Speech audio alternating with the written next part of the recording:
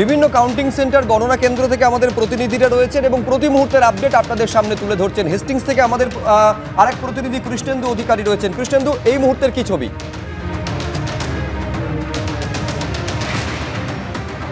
দেখো, অভিষেক বন্দ্যোপাধ্যায় এখানে ডায়মন্ড কেন্দ্রের গণনা হচ্ছে, সেখানে অভিষেক বন্দ্যোপাধ্যায় সম্ভবত রাজ্যের মধ্যে সর্বাধিক ভোটে জিততে চলেছেন।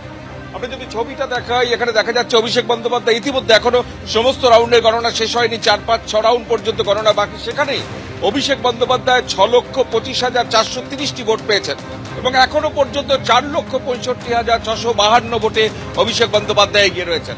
4,65,652 ভোটে এগিয়ে। তার মানে কৃষ্ণেন্দু, যে টার্গেট অভিষেক বন্দ্যোপাধ্যায় বেঁধে দিয়েছিলেন 4 লক্ষ ব্যবধানে জয়, সেই টার্গেটও ক্রস করে গেলেন অভিষেক বন্দ্যোপাধ্যায়।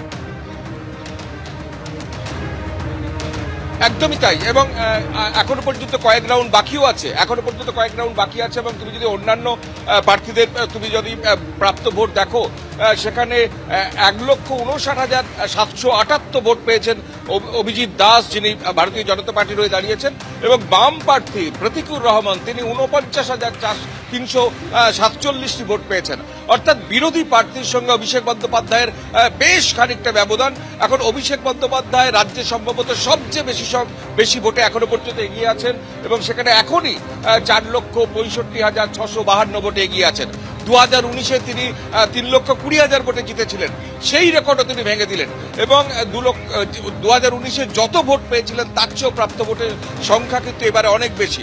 সার্বিকভাবে ইতিমধ্যে আমরা যেখানে দাঁড়িয়ে আছি, কাউন্টিং সেন্টারের ঠিক বাইরেটা, তার অনেক বাইরে মানে পুলিশি প্রহরায় রেখে দেওয়া হয়েছে, সাধারণ মানুষকে তাদের ভেতরে ঢুকতে দেওয়া হচ্ছে না। কিন্তু কাউন্টিং এজেন্ট অনেক জায়গায় বেরিয়ে এসছেন, এখনো কয়েক রাউন্ড বাকি আছে, 19 রাউন্ড পর্যন্ত সর্বাধিক এখানে গণনা চলবে। সেক্ষেত্রে বোঝা যাচ্ছে যা প্রাপ্ত ভোটের ট্রেন্ড এবং যা গতি প্রকৃতি, তাতে অভিষেক বন্দ্যোপাধ্যায় রাজ্যের সবচেয়ে বেশি ভোটে জিততে চলেছেন। অন্তত রাজ্যের এখনো পর্যন্ত ট্রেন্ড সেটাই বলছে, তার কারণ 4.5 লক্ষেরও বেশি ব্যবধানে এই মুহূর্তে এগিয়ে রয়েছেন অভিষেক বন্দ্যোপাধ্যায়।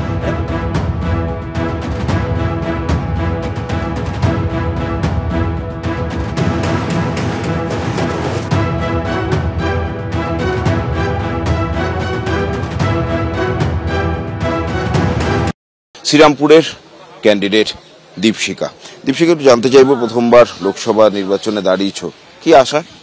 ভালো ফল হবে। অনেক বছর পর এই এলাকার মানুষ তারা নিজের ভোট নিজে দিতে পেরেছে। আমরা মানুষে ভরসা রাখছি, জনতাতে ভরসা রাখছি এবং আমার বিশ্বাস মানুষ আমাদের সঙ্গে থাকবেন।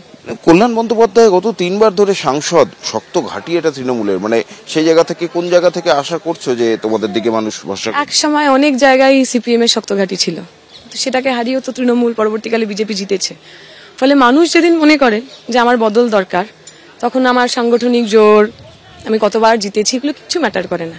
আমাদের সময় এমন বহু রথী মহারথী তারা হেরে গেছিলেন, ফার্স্ট টাইম আমাদের কাছে হেরেছেন, এবং সবচেয়ে ভালো উদাহরণ বোধহয় মমতা ব্যানার্জি।